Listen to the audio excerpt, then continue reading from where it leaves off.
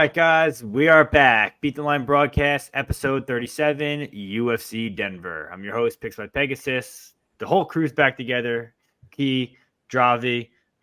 They don't like you guys enough to pull in the effort for the off week. I always will. Don't worry about that. What do you guys think of this card? Do we think this card's going to suck, or do we think it's going to be one of those cards that's like, hey, it's actually a sneaky banger here? It's going to be a banger. Yeah, I think the card's good now. At first, it sucks. You know, when you did the first look video, it didn't mean anything because the card's not the same now. So me and Key knew that. That's why we decided to wait. So when the card's full and ready, we're here and we're gonna break it down for you guys. I'm just a man of the people. It's just a little different. But let's get right into it. Josh Fremd versus Andre Petroski. Josh Fremd, 30 years old, 6'4", 76-inch reach. Andre Petroski, 33, 6 feet, 73-inch reach. Odds on these two gentlemen right now to pick on -110, -110. Drav, is Petroski going to look like a total gas bag here and gas out and lose to Josh Fremd, or do you think Petroski's got what it takes to finish Fremd in round one? I'm not so sure, bro. I think you have a better read than me on this one. I think it's a tricky fight to call. The way I see it is pretty simple. I think Petroski's going to win round one. I think he's going to be able to get takedowns early.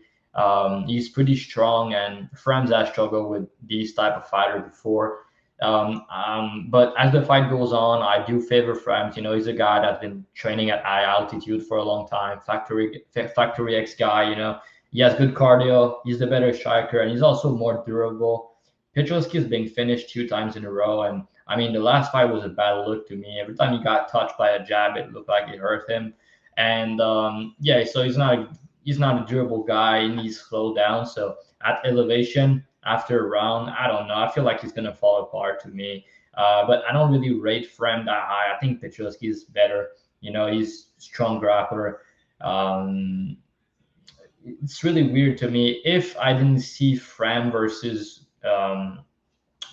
Jamie Pickett, I would probably bet Fremd here. But the fact that Jamie Pickett was able to have success like that with the wrestling is pretty alarming to me. So yeah, I think Petroski win round one. And if you go the distance, I think Fremd win round 3. I think Fremd has finishing upside late. I think Petroski has finishing upside early. If you go the distance, it's going to all depend on round 2. And the fight's a pick 'em. So normally in these type of fight, you have one fighter which is like plus 150, plus 160. So you want to be on this. Peg just disappeared. So you normally want to be on a plus 160 or something in these type of fight. But now the books are saying it's a pick 'em, and I kind of agree with that. So to me, Fremd's probably gonna win. I think round 2, 3 can be interesting for him, but I don't have a strong read on him. I'm gonna pick him to win, but it's a pass for me as far as betting goes. And I agree with you too. I think that Petroski is the better all-around fighter. He is the better MMA fighter. He's the better UFC fighter. Where this issue comes down is elevation and cardio, and you got to give that upside to Fremd. And I think you probably give it to him at a pretty high clip. So I played a unit on Petroski at plus 100. I think I got just because I think it's a coin flip fight. Like you said, I think Petroski wins round 1 at a pretty high clip. Fremd probably wins 3 at a pretty high clip, and it comes down to round 2. You're going to coin flip fight on the second round. I honestly think this fight could look like Petroski gets a takedown. Top control will be good, so all it takes is one takedown for him to win that second round. So we'll see what we get here. Key, what do you think? Anything on your side? Yeah, this is a pass fight for me. I'm sad to say that I'm a former Andre Petroski bettor. Against GM3, I think I ate like fucking minus 240 or some shit. Like that was me and Peg were against you on this. Yeah, that was an all-time bad bet that cashed. Yeah, never again.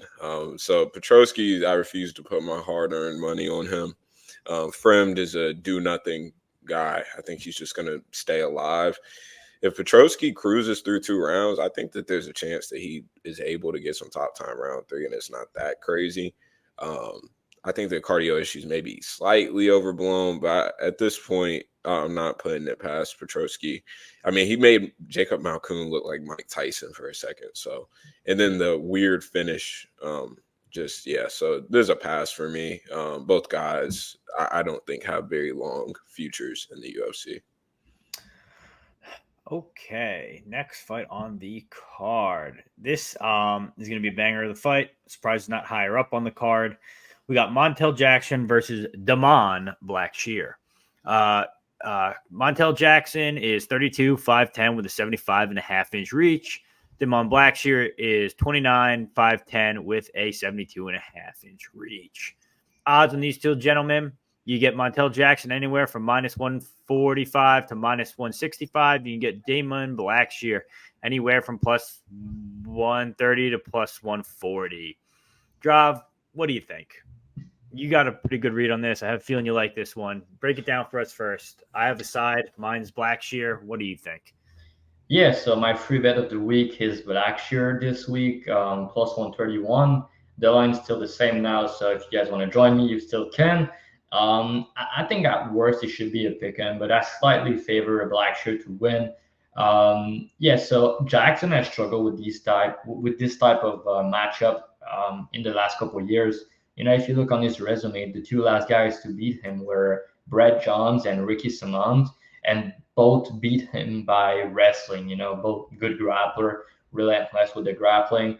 But the difference between these two guys and Blackshear is Blackshear might not be as good of a wrestler, let's say, but I think he might be. I mean, he's stronger and bigger than Johns for sure, but I think he's a better grappler than Ricky Simone and both Johns. What I mean by that is I think he's more likely to finish if he gets to the mat, and he's more likely to control the position because Ricky Simon and Brett Jones doesn't have good top control. I think Blackshear top control is pretty good, and I think he's way more dangerous when the fight hit the mat. So that's that. Also, Jackson give up his back like that's his job.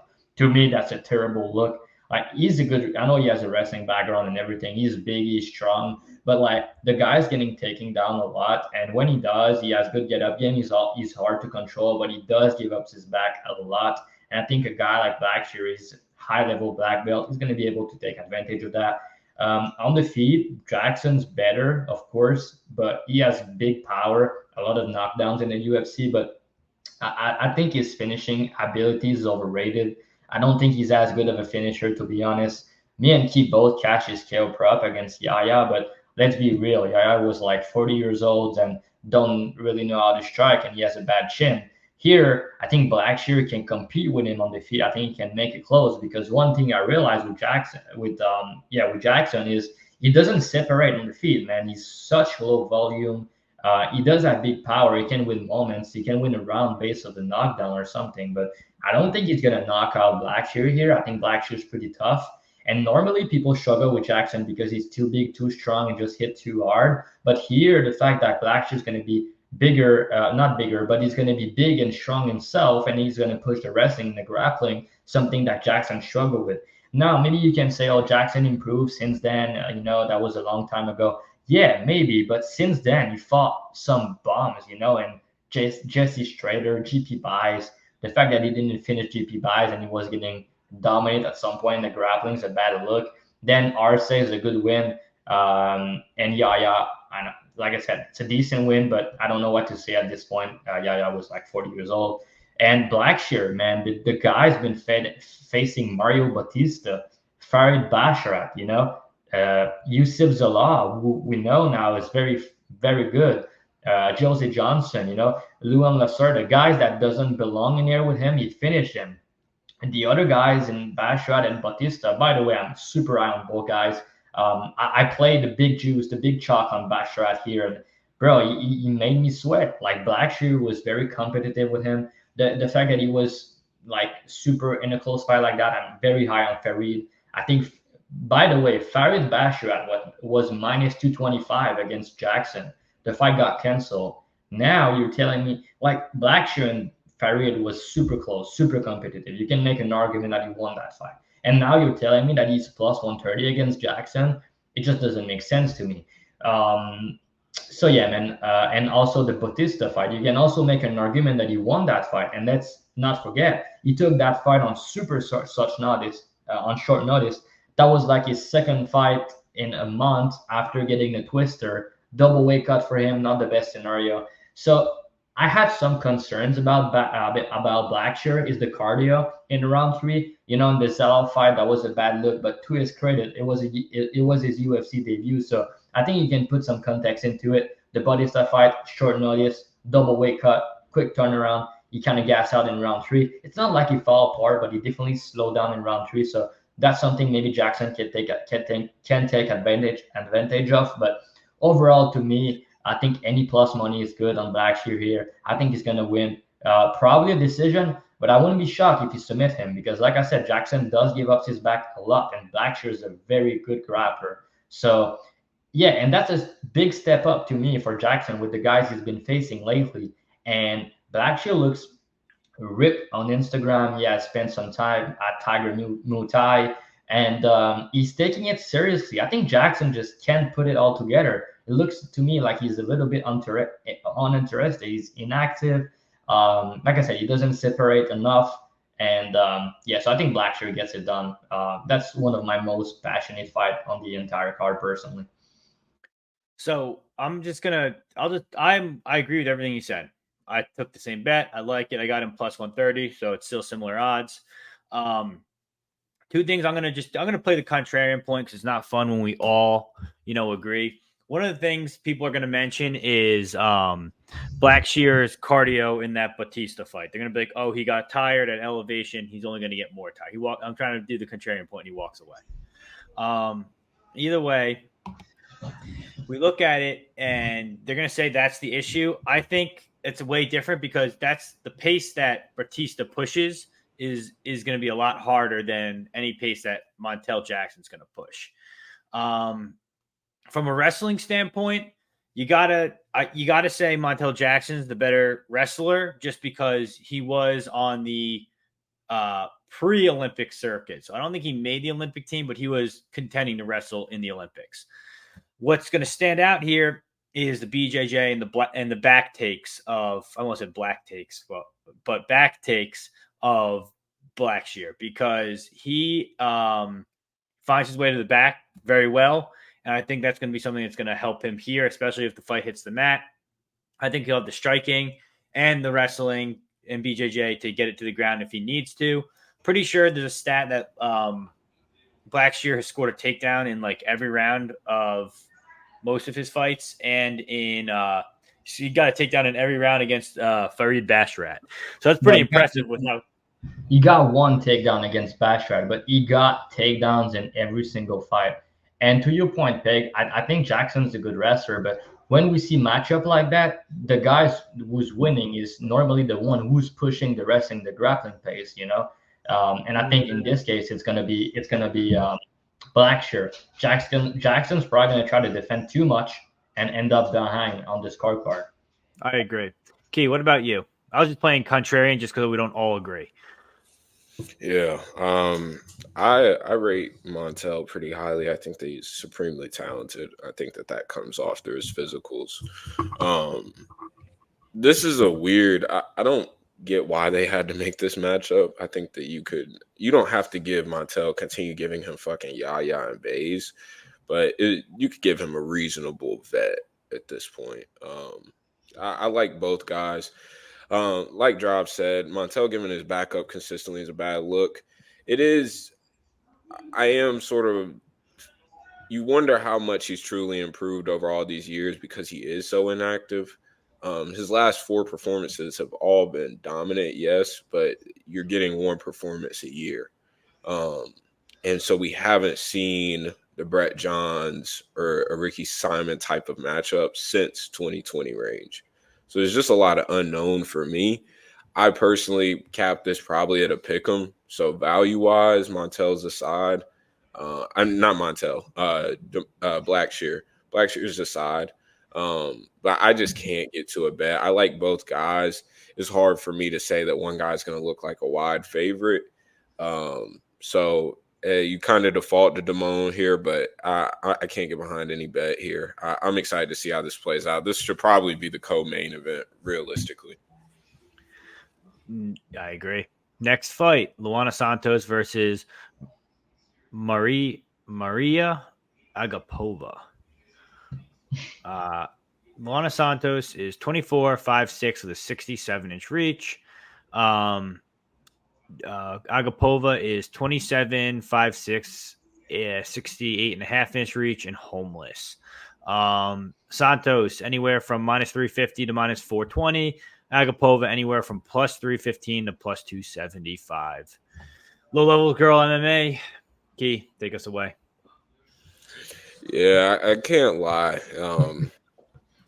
I if Maria wasn't in between potentially getting sex trafficked and homelessness, I probably get to a bet here for her. There's no way Luana shouldn't be minus 415 against my fucking girlfriend, if we're being honest. Like minus 415 is just absolutely nuts. She does not have those type of. I get it. She ran through Juliana Miller. At this point, it looks like damn near anybody can box up Juliana Miller. The Egger performance was not a good look to me. Egger's slow and plotting, and she was giving Luana problems at times. I'm very low on Luana. If you can't tell, I don't think that she's that good. But Agapova, I mean, it's like a coin flip on what you're going to get that fight. She's going to come in like a bat out of hell from then on. And at elevation, too. I mean, you just don't know. I tend to think that Luana coming down here to flyweight is going to benefit her cardio more than anything because she's definitely putting in the work to get the pounds off. She wasn't an undersized bantamweight either. So she's a decent-sized girl, and it's going to probably look pretty big here. I do think that she has the obvious grappling edge. It'll be interesting to see how she does get it down to the floor because it's not like she's shooting doubles. She's getting a lot of trip takedowns and landing on top. So value side again, Agapova, but it feels like a value loser if I'm being honest. But at upwards of plus 300, that's the side. If you're parlaying Luana Santos upwards of minus 250, I mean, find God, talk to your mother, go to therapy. I mean, figure your life out because shit is rough if you're parlaying Luana Santos above minus 250 here. So this is the Agapova spot. I haven't bet it yet. I don't know if I will get to a bet. We'll see how the week plays out. But there's just so many questions on the Agapova side that's hard to back her confidently, but she's definitely the side here. Yeah, I agree. I'm waiting for plus 350, plus 400 once all the amateurs start parlaying Luana Santos. Once that happens, and maybe we get a line bump up to that area, I might be worth taking like a half a unit shot on her. She will have the advantages on the feet, but obviously kind of struggles with takedowns at times, and that's not going to be great for her here. Although Luana Santos doesn't have great wrestling to get the fight to the ground, once it's there, that's where she begins to put in her work and give issues. So I think it's a dog or pass here. I wouldn't play her at this price. Drav, what are you thinking?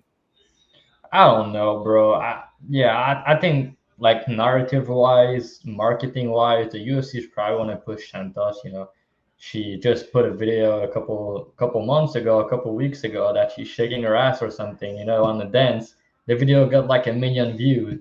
So I think all the narratives on their side. I think Agapova, like he just said, like she's here because she need money now. She just need to be able to to live somewhere, and it's a sad shit. You know, I wish nobody could be in this situation, but at the same time, we're betting here, so I think she's a better striker, though. I'll say that, but she's just so bad on the ground to me. And Santos probably going to try to grapple here. If she does, you know, it's probably going to be a wrap after a round. Agapova cardio's always big concern. I mean, the girl has some potential. It's not like you can see that. But you go a little bit back. She shit the bag a couple times. The UFC tried to give her a couple fights to win, to look good. They gave her Shanna Dobson, who was 3-4 at the time. She got finished. She was like a minus 1,500. You know, so that's, I don't know. I think the UFC is kind of done with her. And now you don't know what you're getting, like you guys said. But she did a grappling match in Karate Combat 2 months ago. 16 seconds. 31 seconds. She got heel hook. I'm like, by a 16-year-old girl, 16 years old. Oh, I don't know if she's 16, but you know, that's just, to me, it's. I feel like she's showing up for a paycheck, and she's probably going to be finished in round 2-3. It's probably the way to go. I feel like you play Santos round 2-3, but I'm going to wait to see what they gave us on other books, because on Bet Online, you guys want to know what it is. Okay, so Santos to win in round 2, it's plus 400. It's not terrible, but for women MMA, it's very bad. And now to win in round 3, it's plus 450. What are we doing here? It's like the market just knows she's gonna get a finish late. There's no value on it, but you probably can get a plus 700 on round 3 at some books as the week goes on, and that's the way to go. I don't think you can play Santos at minus 400, but minus 250, I think she was a decent parlay piece, to be honest, just considering all the circumstances around Agapova. But at the current price, it's dog or pass. I don't think it's a dog shot I wouldn't take personally. Yeah, I just looked. She's the Kevlar, or Helena, is 17 years old now. My God, I didn't know that. Yeah, so not a good look. But although she's a very good, she's like supposed to be like the next like women's jiu-jitsu prodigy. So yeah, like, but if you look at her grappling matches, look at the other grappling. She never submitted someone that fast. no, but because she's fighting other people who are also grapplers and jiu-jitsu people, so they're not going to get submitted as easy as a girl who barely knows how to grapple. Karate Combat gave her that fight just so she could get some money to eat. Exactly. Yep. 100%. Let's move on to the next fight. Next fight is Jasudavicious versus Fatima Kline. Jas is 35, 5'7" with a 68-inch reach. Fatima Kline is 24, 5'6" with a 67.5-inch reach. Girls are it's back to a pick'em again, minus 110, minus 110. I played Fatima Kline here. Key, break it down again. You got back-to-back girl fights. How do you think this one goes? I only worry about Jazz's size. What do you think of that? Yeah, I think that's the only thing to worry about here. I understand, like, Jazz went from being literal shit in everybody's mind to now being like a community favorite, I guess, just because she interacts with us on Twitter and like talks some shit and she's kind of fun. But Jazz is not like some killer. Like, people have made Jazz out to be like she's this killer. I think that she's benefited from some decent matchmaking. Getting Priscilla, Gabriella, I don't think that Natalia Silva was meant to be a tough matchup, and then we saw how that played out. And Natalia is obviously going on, and I think will be a top 5 girl if not after this Andrade fight. But this is a Kline spot for me. I touched it at plus 145. Members in my Discord got it at plus 145 and plus numbers, so that's what we tracked. I love this number. The hype is real. I think that she's legit. I'll just say it how it is. I think that she's legit. BJJ wise, I think that it's not really a fight here. Where Jazz is not somebody who has ever shown. I know she got the Anaconda choke last time against Priscilla, but who hasn't subbed Priscilla in the UFC? This is a very basic spot for me. Outside of Fatima just getting big brothered or big sistered by Jazz in the clinch and just getting drowned, I don't really see a way in which she's just going to lose this fight cleanly. And I know Jazz is a dog and Jazz won't stop fighting. And I love cheaters. And Jazz tried to cheat against Cortez by pulling some hair. I love that type of shit.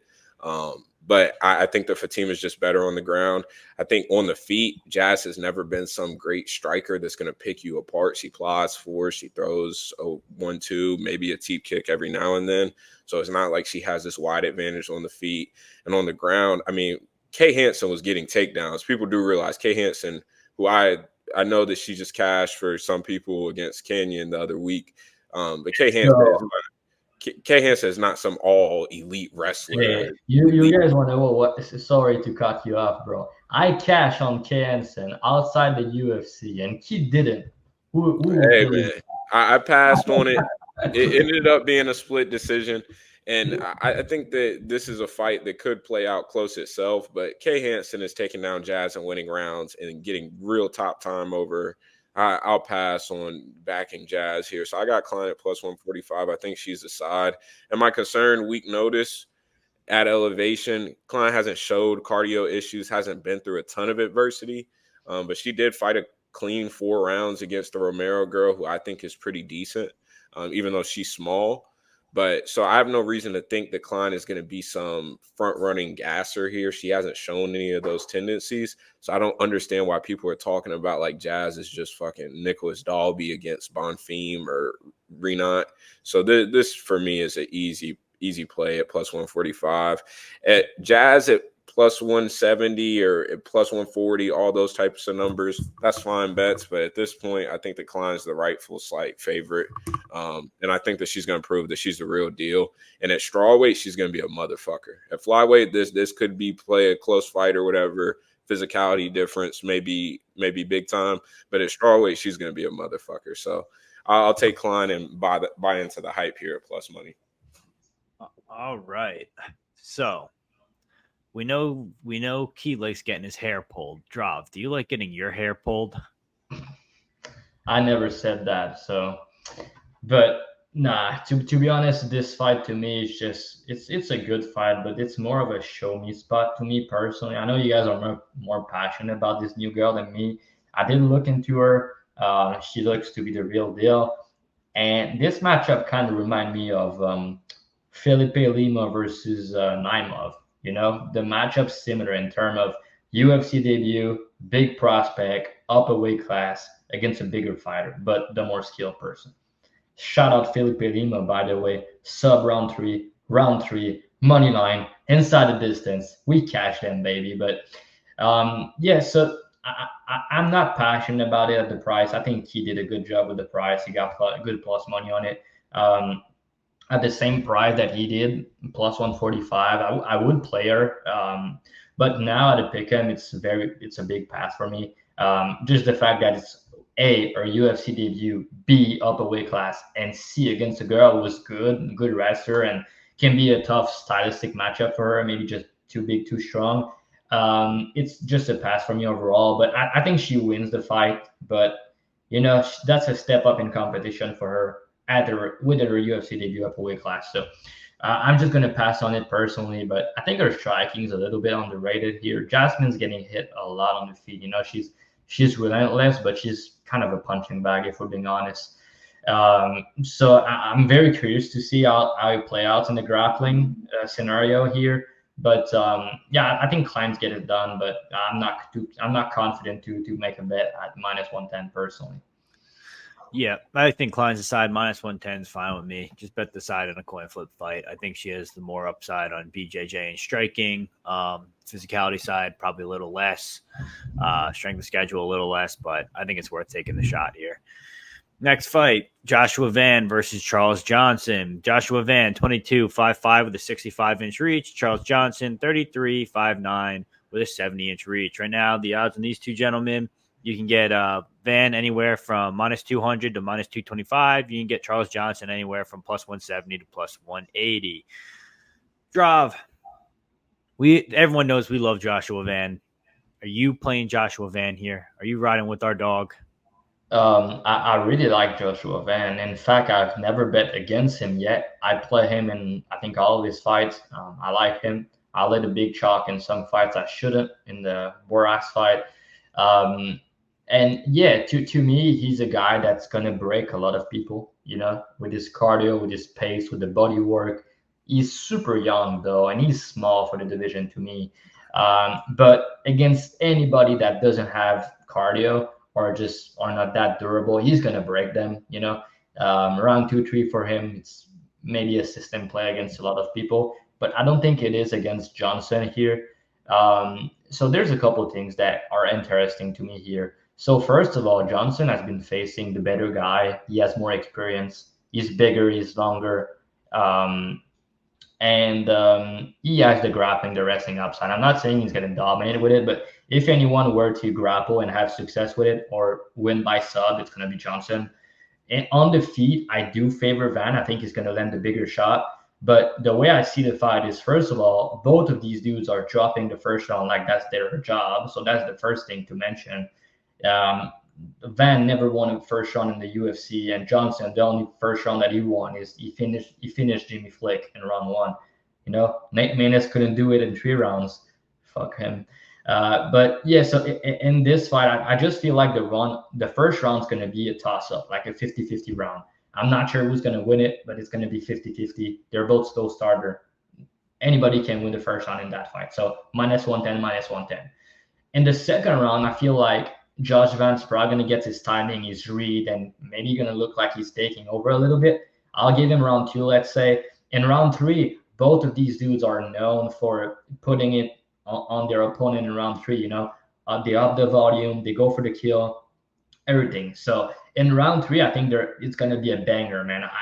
This fight in round 3, if it goes there, I'm telling you right now, it's going to be a car crash. It's going to be insane.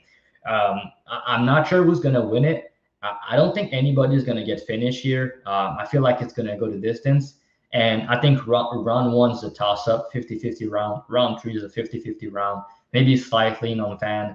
And round 2, let's say I give it to Van. So just based on that, I feel like it's going to be a very close 29-28 decision either way. Van probably wins it just based on landing the bigger shot, and Johnson can be hittable. But I think you can't really go higher than -125 on Van personally, just considering the fact that Johnson's bigger, the more likely of the two to have success with the grappling, the wrestling in a fight like that. Way more experience, and again, far the better competition. So let's not forget, Van was in a 50-50 fight with Borjas. I'm not sure what to think about Borjas anymore. I think he's pretty good, but after his last fight, he looked terrible. I don't know what happened. So I don't know how to rate that win too much. The Zaga's fight was a very close fight, and he dropped the first round to Felipe Bunes too. So, yeah, man, I feel like it's a banger. I really like this fight. I'm very happy they had it. But if you were to bet anything, I think you got to go with Johnson at the price. I think he's +180 now. He's the clear side to me. If you want to play Judge Van, I guess maybe you take a shot on the KO prop, or you go round 2-3 on him. But I don't think you can get to a moneyline price at -220 now. Let me just check. So the price now is -210 on Josh Van and +180 on Johnson. I get the hype though. Van's pretty good. I love him, but it's just price I can't get behind against a guy who's more durable, who's super durable. He's not gonna go away Johnson, and he's not gonna slow down. But yeah, man, I'm super excited for this one. I think Johnson is the value side, but to be honest, I feel like he win a very close decision, but he could win it. The win against Azat Maxon is pretty impressive, and also bet him against Adley. So he's someone you want to bet as a dog, and he struggled against guys they're taking him down. He struggled against wrestlers that are shooting 15 to 20 takedowns on him, but he's gonna have his fight here against a striker. But yeah, Keith's probably going to talk about it. But the fact that he was almost, he did submit Azat Maxon. Just one more second and he did it. Keith, I know you were like super impressed with that. Like the fact that he didn't get submitted or he didn't get finished in round 1, he got that dog in him. So does Josh Van. But the fact that he was able to come back after tough first round and win the next 2 and almost got a finish of his own.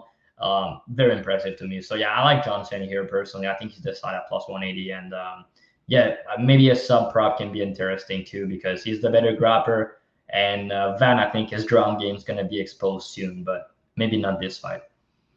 So I agree. Actually, no, I don't agree. I think Joshua Van wins a close fight here. I think it's going to be a very close fight, which is why I was waiting to see what we got on the Charles Johnson spread +3.5. I believe it dropped at like -180 to -200. That's too much for me, but I really like that spot, and I could see myself using it in a parlay at some point. I don't think you can parlay it on BetOnline, but you could parlay it, I think, on DraftKings. So that's probably how I'm going to play this fight if I do take a side. But I think Joshua Van wins a very close fight. Key, how about you? Yeah, I get it. Guys love Charles Johnson, rightfully so. I played his strike prop against Hadley. And I was very, very impressed, like Job mentioned before, with the Azat fight. I thought that was a great performance. He did get dropped early in that fight. That's significant to me here. Johnson's big. I'm pretty sure there's not a super easy weight cut for him. Van, I like Drop said, sort of a coin flip on who's going to win round one because both drop round one so consistently. But Johnson is dropping round one against guys who are just relatively known gassers, and then putting it on them after. I think that Josh Van is going to win round one here. I think that he's going to justify the price tag. I wish that I played inside of minus 150 whenever I had the chance. I just stared at it too long and overthought it. But this is a Josh Van spot to me. Charles Johnson just doesn't have the power to keep him off him, in my opinion. He just doesn't have the power, simply. Yeah. And the times that we've seen Charles Johnson offensively wrestle, it hasn't led to. I know he was sick apparently against Ode Osborne, but that's still not a good look to me. Whenever you're offensively wrestling and then end up gassing out, known as the cardio guy against Ode Osborne. I think that Josh Van is going to cook him deep in boxing range. I personally won't be surprised if he puts him away. I'm waiting to see some of these prices on these commercial books to see what I can potentially get on KO. But I don't think that should be some long shot prop here. Johnson isn't fucking invincible here. The guy it's not like he's 25, over 30 at flyweight, against a guy that puts together combos and is on your ass over and over again. I think that Borjas is good standing, specifically in that matchup. It's a little different. And I know that he had a shit outing at UFC 301, and I'm not sure what was the case there. But Borjas is a good striker, and Josh Van ate him up deep into that fight. So this is a Josh Van spot. I don't think he's worth parlaying necessarily, but if you do think that he justifies the price tag, I think that there's some ways, whether that be spread, KO, all of those are ways that he's going to justify minus 208. And if you think that it's going to be this close fight, this a fun fight of the night spot, then you have to side with Johnson at dog money. So this is a Josh Van spot for me. We'll see what these props look like. I think that there's a chance he even sparks him around one. So we'll see. But this will be a very, very fun fight. Which fight are we talking about? You lost in the mountain. Oh, dude, I got totally lost. I thought we were over this fight already. The next one, Brundage versus Razak Alhassan. Yeah, next fight, Cody Brundage versus Abdul Razak Alhassan. Cody Brundage, 36 foot with a 72-inch reach. Alhassan, 38, 5'10", 73-inch reach. Odds on these two gentlemen, Brundage is anywhere from plus 130 to plus 145. Alhassan anywhere from minus 155 to minus 170. I'll go first on this one. Sadly, I taped it. I think Cody Brundage is a side here. I think you should bet Cody Brundage. Did I bet Cody Brundage? No, because something about putting my name on the internet against next to Cody Brundage's and riding with that is scary, and I don't want to do that. But I mean, outside of round one, I think Cody Brundage has the upside here. I think Alhassan will get tired at elevation. Cody Brundage is alive. If he gets the wrestling going, he'll look good there. If he can do that, submission game probably favors him too. On the feet, I probably favor Alhassan here because his striking and his power looks good. Although Cody Brundage could definitely catch him as well. He swings pretty hard. Durability-wise, I probably got to give that to Alhassan. I think he's the more durable fighter. But I don't know. This is Cody Brundage at home in Denver at elevation. Like, let our boy cook. I'm taking Cody Brundage here. Key, what do you think? I don't know if Cody Brundage elevation and win has ever been put together in the same sentence before. It's where he trains, bro. He's home court. Well, we'll see how this plays out. I'm pretty sure Abdul Razak has been up there acclimating.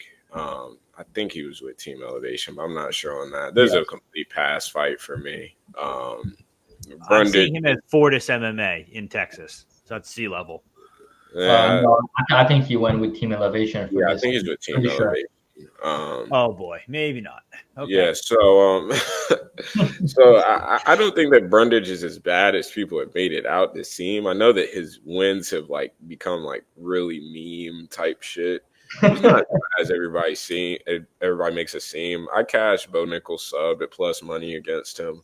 That was an obvious spot to me, but This is just a shit fight. I don't know why they have an obsession with putting low-level middleweights. That is like the most nastiest shit to watch. I'd rather watch Boudin and Arlovsky again. So this is an easy pass. That's a wild This is an statement to easy make. pass. That is a wild and statement. And we'll move on. All right, Draw, you got anything here, or do you want to move on to the next fight? I think Alhassan's gonna knock him out. To be honest, I mean Brundage been hurt in a lot of fights. You know, he's when the going get tough, he's a guy that's willing to find the door. And we did cash on that in a fight, so I'm not giving him too much shit for that, you know. But in this fight, I mean, Alhassan hit like a truck. People kind of forget that, but the guy can crack. I know he's old, but he still can crack early, you know. And Brundage can crack himself too. So I think they're gonna swing and bang, and someone's probably gonna die in round one. Both of them are kind of under machines. So if you like maybe anything, rather than picking a side, you go with the under 1.5. You can get like -130 on it. I think it's decent because of the style of matchup. They both have power. They're gonna swing, but yeah, if somehow it goes over 1.5, it's probably gonna be a sweaty fight that go the distance. But yeah, to kind of cover both finishing early upside, you go with the under 1.5 if anything. But I do think Alhassan's gonna knock him out early, to be honest.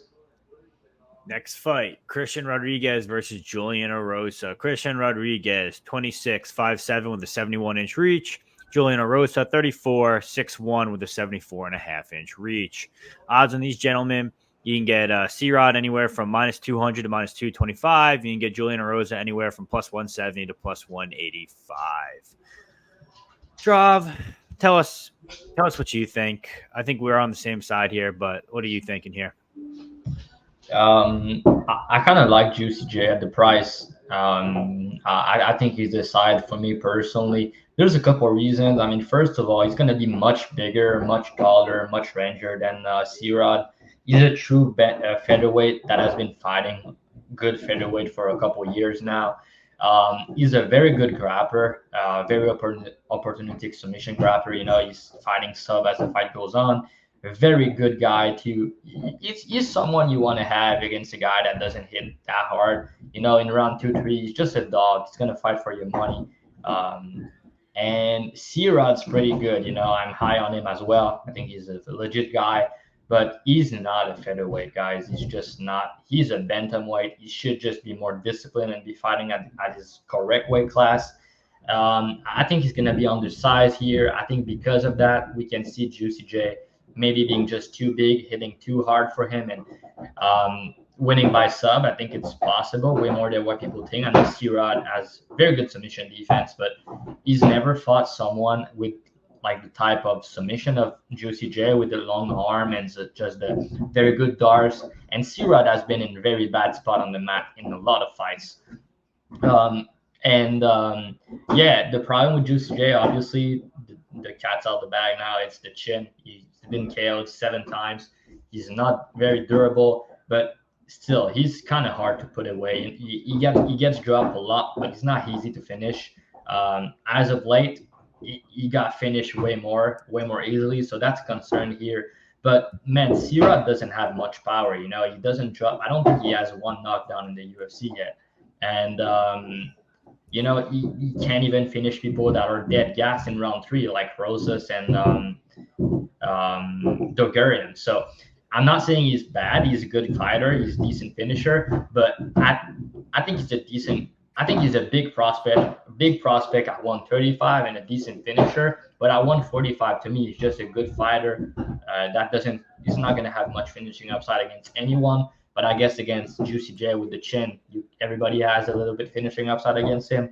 But I don't really know how he cover -200, -250 if he doesn't finish early. So I think if you like C-Rod, you go with the KO prop. That's probably how you win and cover his price. But if the fight goes to a decision, I kind of favor Juicy J, to be honest, to lend more volume and taking over as the fight goes on.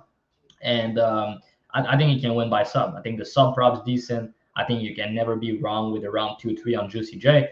I know C-Rod's super durable, but again, like I said, style make fight, long arm, dart choke, everything. I think he can find a sub here. I think he can finish late. You just need to be careful early. I think you need to avoid the big shots. And like I said, it's possible that he just gets parked early, but it's just not C-Rod's type of fight. He's just not a big power puncher, especially not at 145. I just wish he would pursue 135 and be more disciplined because, like I said, I think he's a top 15 guy potentially at 135. And I don't think he make it to the ranking at 145, to be honest. I agree what you said. Pretty much all of your breakdown. One point I would like to add there is, C-Rod's looked good. I think first of all, I think he lost the Bulgarian fight. I'm gonna start with that. But outside of that, he's missed weight 2 of his last 3. He constantly beats up guys who are, new prospects. Cameron Saman, Rojas Jr. I mean, he beat Joshua Weems, but that's not really a good one either. The one time he had to fight a guy with UFC experience was Jonathan Pierce. Sure, it was his debut, so definitely not an easy debut. But Jonathan Pierce just put it on him. So this is another shot where C-Rod is getting a step up in competition against a UFC vet with real UFC experience. And as long as his chin holds up, I don't really see him losing this fight after round 1 or a KO. I think he's going to put more volume. I think he's going to use Julian Erosa is going to use his range well. I think the sub's live there too, especially with his front choke series. So I completely agree. I think Julian Erosa is the side. I played him plus 220.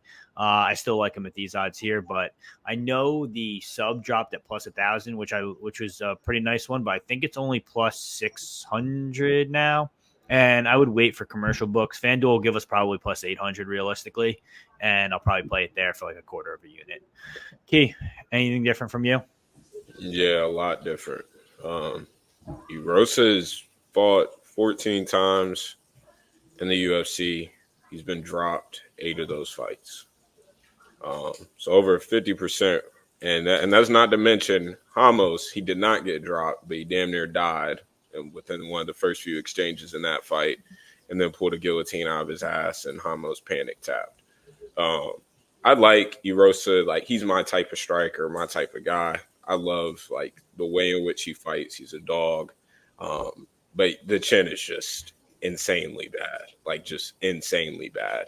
And I know that C-Rod hasn't looked like Mike Tyson, but I think that anybody can look like Mike Tyson against Erosa right now, just due to the fact that he's putting himself in the line of fire consistently. It's not like he's sitting back, teep kicking for 15 minutes. He's in your face. He's throwing out a lot of shit.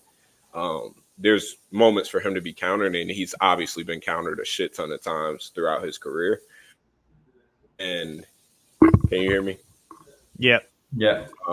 And I think that this is an obvious time that, you do the math and figure out if C-Rod chins him. But like Dravh said, that's the only way that he justifies this price tag. Minus 200, I'm not ready to parlay him or anything, nor play him straight. So you do the math and figure out which prop makes sense here. So I just found out I can mute and unmute the mics as the host. So now when Dravhy's talking too much, I could just hit the mute button and we can move on. That's perfect. Next fight, Gabriel Bonfim versus Ange Loosa. Gabriel Bonfim, 26, 6'1" with a 72.5-inch reach. Ange Loosa, 30 years old, 5'10" with a 74-inch reach. Right now, odds on these two gentlemen, you get Bonfim anywhere from minus 310 or minus 310 to minus 360. You get Ange Loosa anywhere from plus 260 to plus 280. Key, I'm going to have you go first. I'm thinking Bonfim round 1 sub, and I'm thinking under 1.5 here. Call me square, but I think this is going to be a relatively square card, to be honest. What do you think? Yeah, I think I have a Bonfim underdog bet on Underdog Fantasy that I dropped earlier today. It'd be yesterday by the time y'all are seeing this. But that's the only way that he covers his price tag. A Bonfim fight, him being minus 300 to minus 400 range, he got as high as earlier this week. For him to be that range and for the under 1.5 to be plus whatever is just crazy in my opinion. That's his path to covering this price tag. Everybody knows it. Do I think that he could potentially come out here and play it a little safer because he cardio dumped so crazy against Dalby? Maybe. But he's going to have early success if he fights any sort of way that he's been brought up. The under 1.5 sits at plus 128 currently. go fight to not go distance is minus 260. That sort of just doesn't make a shit ton of sense to me, honestly. Bonfim, I think that he gets it done round 1 or round 2. I know Loosa's proven to be durable, but Loosa is not the level of grappler that Bonfim is by any means. I think that Bonfim finds the finish if he isn't gun shy. So yeah, this is Loosa from a money line perspective. Loosa is probably the side, but I think that there's some props and ways to play Bonfim for him to justify his price tag that makes sense also. So round 1. Next, Drav. What do you think about this one? I mean, he stole my breakdown. Just kidding. But yeah, one of these line got to make no sense. Minus 300 on the money line, and the under 1.5 is plus 130. I completely agree with you. I think either Bonfim finish early under 1.5 and cover his price tag, or if the fight goes over 1.5, he's not minus 300 and he find a way to lose, or you win a close fight. But yeah, I think the way to play this is under 1.5. I know Loosa is super durable. He's been one of my guy, but I mean, I played battle against him, but he was getting cooked and he was about to get finished here. He looked terrible to me. And even if he never got knocked out, he got hurt in some fights and some bad spot. He got put in some bad spot. And Bonfim, say what you want about him, I'm still very high on him. I think he has big ceiling in the UFC. His grappling is super legit. He has power on the feet. I think he can rock Loosa on the feet. I think he can submit him with a guillotine. Loosa loves to wrestle. I think he might try to wrestle and get caught in a guillotine if he gets hurt on the feet. Or Bonfim can take him down and get on top and work and find a sub. You know, Dalby gave him that vet lesson. So maybe after that, he trying to pace himself. But yeah, man, I just feel like overall he's a guy that you want to place under 1.5. And there's also some upside that after 5 minutes, he's just dead gas and Loosa finish him early round 2. And if you like Loosa, moneyline side, he's probably the side, but I still feel like he's going to get finished here. I don't like Bonfim sub at minus 110. I think he can get the knockout here. Maybe he goes sub 1, but I like the under 1.5 better. You cover his KO, you cover his submission, you cover the first round, part of the second, and you cover Loosa kind of finishing him early of the second round. Because the elimination thing, and I don't, bro, to be honest, I was surprised that he dead gas like that, because I've seen him go on regional and never dead gas like that. I know he didn't get pushed like that. Dalby's a cardio machine. He's push a pace, but yeah, man, an adrenaline dump because he was in front of his home crowd and he really went for the finish. I think that's what it was, you know, because I'm still high on this guy, and I think some other fights were gonna have a good price on him against someone that he should be a big favorite. So yeah, I still, he has the way higher ceiling in the UFC, and his grappling is super, super good. So I think he's submit him. So the way I'm playing this, I'm going to be playing probably the under 1.5 bigger, and I'm going to be playing the sub 1 a little bit smaller. I think exactly what you said. He's definitely live to knock him out on the feet. It's possible, which you'll cover that with the under 1.5. Yeah, but I mean, his panic wrestles. Angelusa, you hit him once and he gets nervous, he shoots in, he's going to get right into a guillotine. It's going to be over just like that. Yeah, but I mean, the sub 1 on Bet Online is plus 185. It's garbage. You'll get plus 230 to plus 250 on DraftKings or FanDuel, and that's when you play it. But again, you want to play a fighter to win in a specific round by a specific way at lower than plus 300. I think it's very risky, but yeah, I mean, he could get it done in round 2 as well. Let me say that. So, but what is his round 2 sub? Because maybe you put 0.25 on round 1 sub and 0.25 on round 2 sub. Round 2 sub is plus 500. It's not bad. You'll get plus 600, plus 650 on commercial books. Again, to me, it's not a fight I want to be overexposed on. I think if anything, you go with the under 1.5. It's probably gonna cash. But yeah, I agree. I think, like you said, one of these lines is wrong. I also think the vet experience that he got from Dalby, I think that was a good thing and probably the best thing that could happen to Bonfim. He learned a lot of lessons there. I think he's going to fix those things. And also, he beat his ass in round 1. Let's not forget that. Oh, he almost subbed him. I don't know how Dalby got out of that, like that choke. He's not that dogging him. Loosa does has that dog in him, but last fight, I don't know what happened, but he found a way out. So I think these Bonfim guys are the brothers of the real deal. So I think I'm going to yeah, play I'm it still that very way. high on both of them. Yeah. Next fight, Drew Dober versus Gene Silva. Drew Dober, everyone knows him. 35, 5'8" with a 70-inch reach. Gene Silva, 27, 5'7" with a 69-inch reach. Right now, the odds on these gentlemen, I believe it is a pick 'em. Yeah, it's a pick 'em -110, -110. I have Drew Dober bet in mind. I haven't gotten fully there yet. Not super confident, but hopefully Drav can make me more confident in that. Drav, who do you think is going to win this fight? Gene Silva or Drew Dober?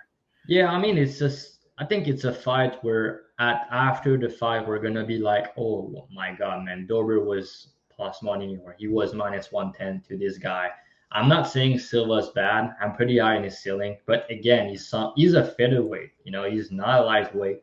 He's not that big as featherweight. Like Jordan was bigger than him, so I think he's a good featherweight with insane power, and he's pretty durable and he's a fighting nerd, guys. It's my favorite camp. I don't love to bet against these people. They're watching a lot of tapes. They have good game plan. They know how to win. And Silva, he's kind of crazy, but he's good. He has big power. But here, I mean, everything's against him. He's going up a weight class after a quick turnaround, taking a step up in competition against someone that I think hit harder than him, against a guy that has more experience than him. Dober has like 20 UFC fights or some shit. He's been facing the way better competition. He has, I think, the most KO at lightweight. He's a proven UFC lightweight, and he competes with the best. So, yeah, I don't know how you can make this a pick 'em. The only thing is Dober's getting older. He's like 35 now. He got cracked and finished by Frivola, but maybe the chin's starting to go a little bit, and that's a risk against Silva. But it's not like his durability is gone or anything. I mean, he got caught by Frivola, but do you know how many KO in round one Frivola has? He has a lot. The guy is a machine for the KO one or just knockdowns in first round. But yeah, again, to me, I think it's just Dober's going to be too big for him. He's going to hit maybe as hard or just harder. And let's not act like Silva's going to wrestle fuck him. I don't think it's likely. Maybe he can just get on top and submit him, but Moicano couldn't. Dober almost beat Moicano. I don't think I bet Moicano in that fight.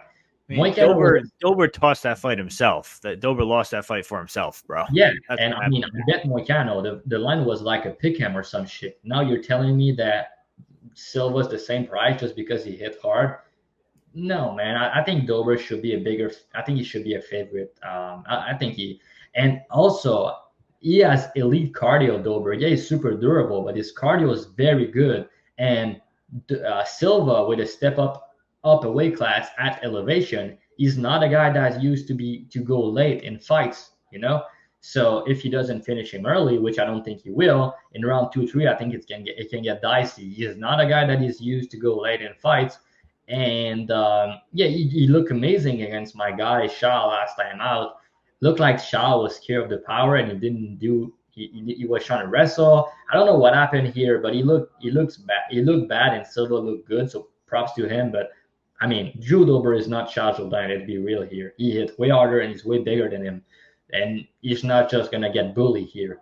So yeah, man, I think Dober. I think Dober is gonna knock him out, to be honest, and Silva's gonna go back down to 145, and he's gonna go on a run probably. But yeah, he does it like a truck. Don't get me wrong, and he's a crazy guy. So I understand why people are hesitant because Dober got KO'd. But I mean, let's not act like Dober chin is gone. I know he has a lot of mileage on him, but yeah, the guy is still very good, and he has the most knockout in UFC lightweight history.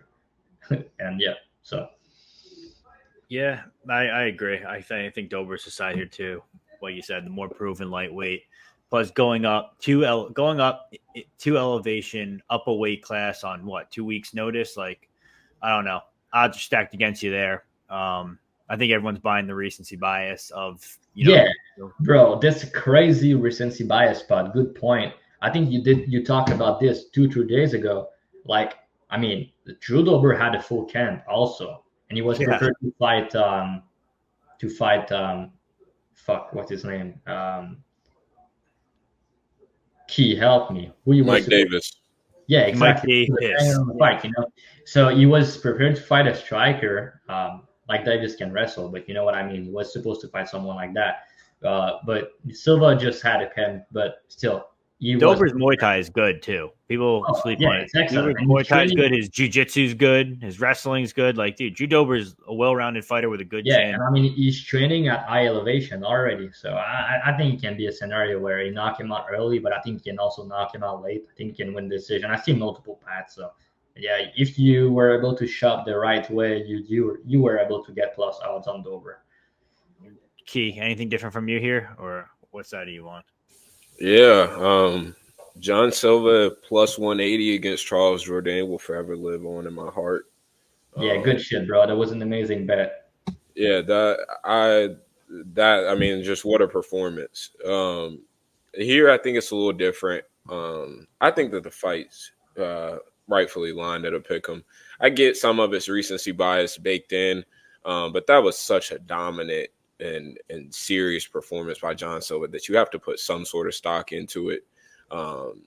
I think that here Dober's been through hell, man, like grueling fights. I mean, outside of Ricky Glenn, he's been through tough fights all the way through. Hanato, tough fight. Matt Frivoli got starched. Bobby Green was piecing him up, and then Dober found the KO. Alves was a fun fight. He took some damage in that fight. Terrence McKinney damn near killed him, and then he came back alive like he was Terrence McKinney and finished Terrence McKinney. Brad Riddell, another fun fight. War. I mean, God. I mean, how long can the chin keep up? And it's just hard for me to think. I think that John Silva wins round one. I do side with Dober the farther the fight goes. At elevation, we know his cardio is good, and we know he can keep a pace. And keep a pace strongly at that, because Bobby Green was putting it on him, and Dober was still in his face and found the KO. I don't think that it's hard for me to say that Dober KOs him. But man, I mean, this is a banger of a fight. I think that it could end up as fight of the night potentially. I think that it's a pick 'em incorrectly lined, so for that, it's a pass fight for me. Nice. Next fight. This is just I don't even know how this is the co-main event. Santiago Ponzinibbio versus Muslim Salikhov. Ponzinibbio is 37, 6 foot with a 73-inch reach. Muslim Salikhov is 40 years old, 5'11", 70-inch reach. Right now, lines are minus 190 to minus 225 for Ponzinibbio, plus 160 to plus 105 for Salikhov. I have no interest in betting this fight. This is an old man fight. I don't know how this is the co-main event. I think this is going to be a boring fight. Probably favor Salikhov early or Ponzinibbio round 2 or round 3. I think the best way to play is to over. I think it's just going to be a boring old man fight where it just goes to a boring decision, puts us to sleep before a women's main event. Anything different from you guys? Yeah, I think that this is a boring.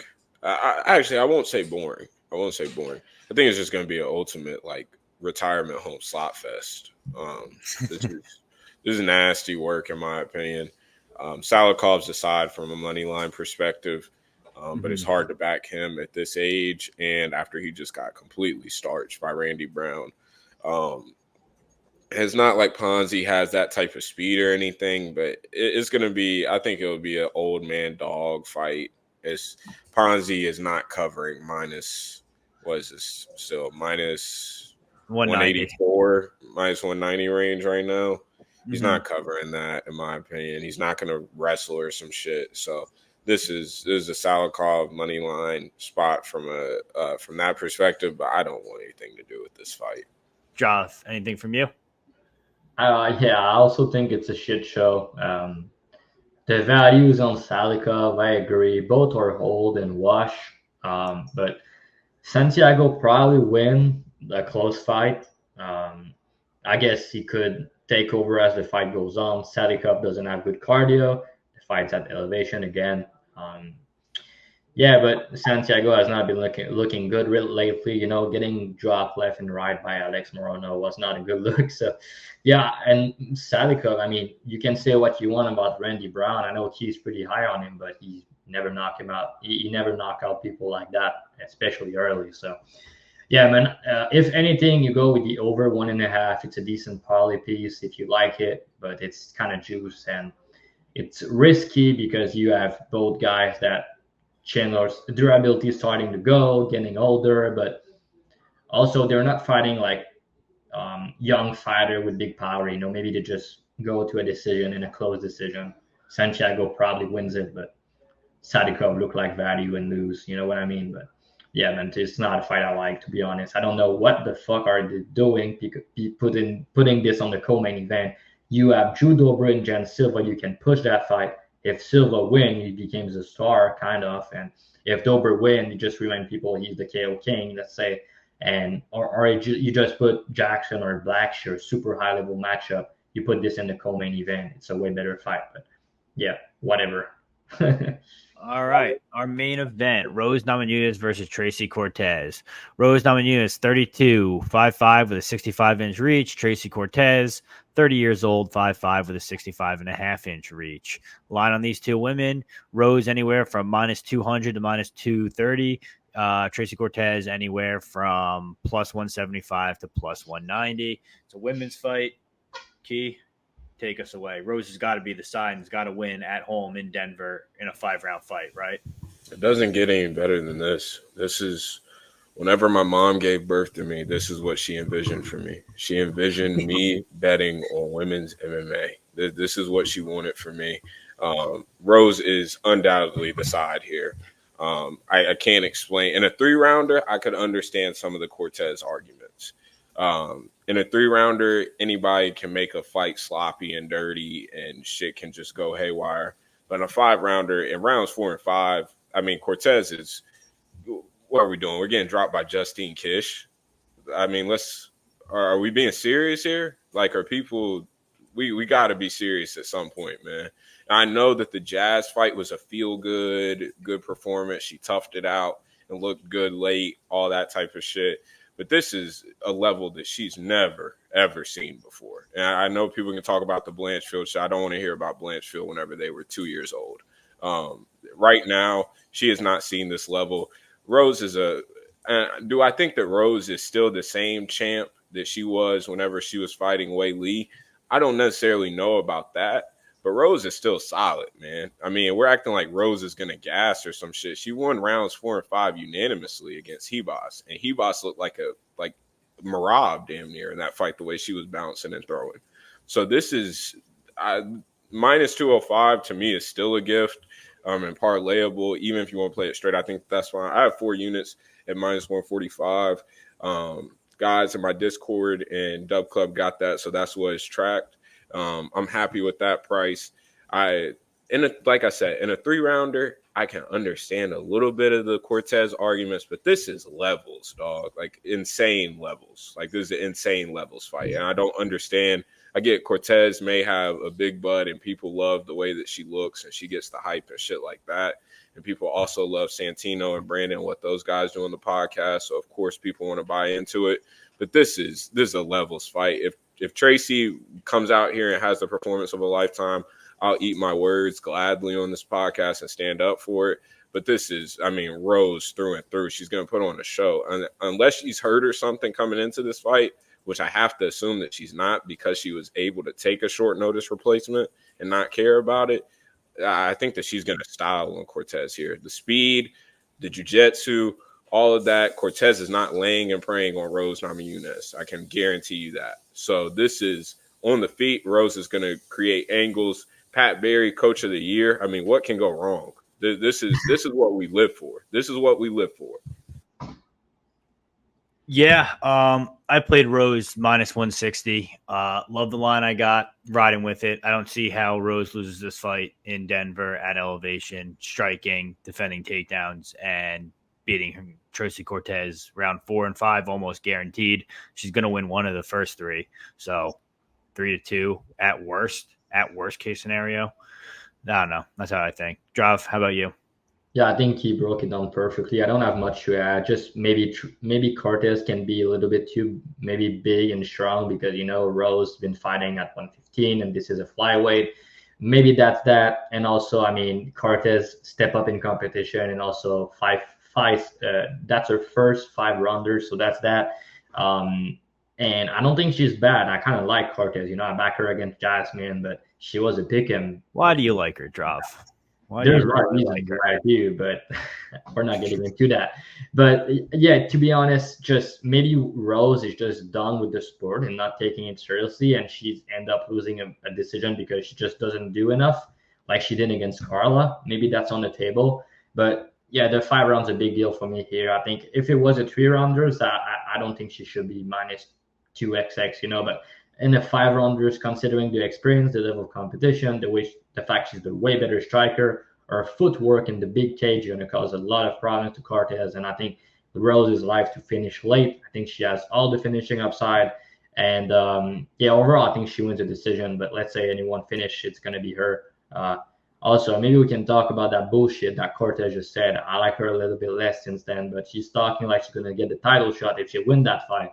Let's put some respect on Manon Fiorel's name. She just beat both Rose and Erin Blanchfield. She's next. Nobody's stepping her before. No, I don't think, dude, you can say whatever you want. Cortez ain't getting that title shot next. It's going to be Manon Fiorel. It's inevitable, especially after the masterclass she put on in Atlantic City. I was there live. Yeah, man. We all cashed out at plus money. Everybody were against us. I remember that like it was yesterday. Yep. She put on a masterclass. All right, guys. That's the show. BTL parlay time. Let's go. Key, you start us off. What do you want? You want a Santos minus 415? I'll play Gabriel Bonfim minus 310, and then Drav, you can take whoever you want. That's worse than my Petroski minus 240 bet back in the day. I'll say I usually let my nuts hang on these, but it's hard. This card is hard, man, for parlays. It's gonna be chalk. It's gonna be chalk. Just play the chalk. I'll say Thug Rose minus 205 money line. All right, Rose minus 205. Okay, Drav, what do you want? Bro, I really hate this one for the parlays, but I mean, go first, Peg, because depending on what you choose, I'm going to choose something else, maybe a little bit less juice. I don't know. Go first. Okay, I'm going to take over 1.5 in Salikhov Ponzinibbio minus 210. Yeah, that was one of my options. So since you took that,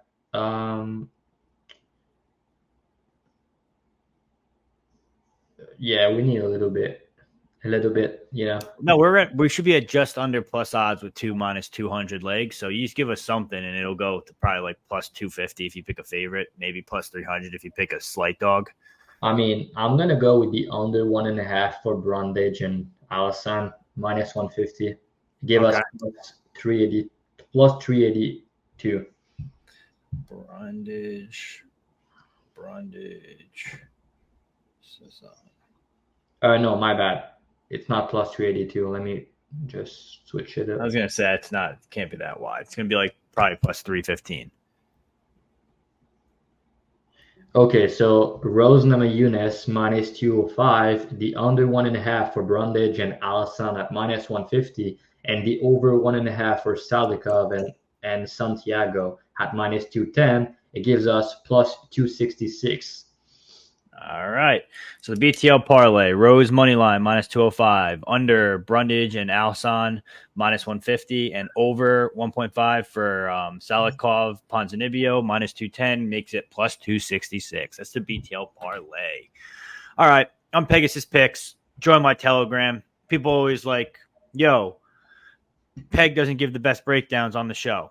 That's not my job. It's not why I'm here. You want my real breakdowns? Join the Telegram. I give them all in writing there. I'm not here to spew on here. I'll give you my bet. I'll tell you exactly why I think it in short terms, and that's it.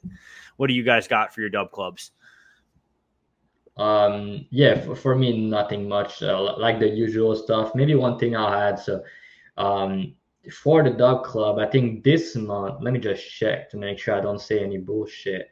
But there is a card that I already starting doing a lot of bets for, a lot of research for. It's UFC 304. I think it's a banger of a card. I have already a lot of bets locked in. We can parlay now for this card, and I think it's gonna be a banger. But also, I think there's some clear spots that I absolutely love.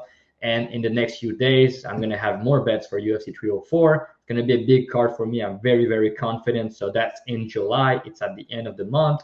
The next card is not so good, but I already have a bet locked in, and there's gonna be more.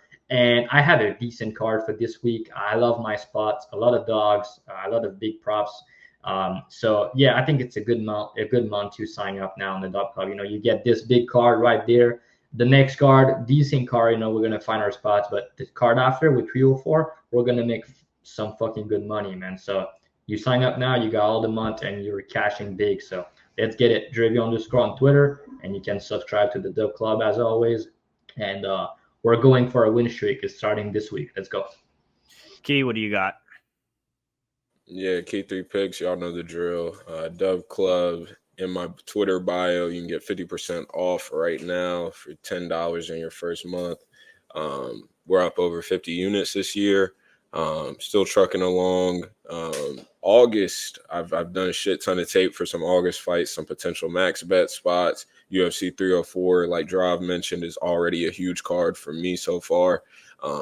Yeah, I expect a huge end second half for this year. So come join the guys. Whole lot of plus EV bets in the chat, live bets. We cashed our last 3 out of 4 live bets in the Discord. People are enjoying it. We're having a lot of fun. So come join, have some fun, and cash some tickets for MMA with us. All right, boys. That's UFC Denver. Let's all cash some money. Peace.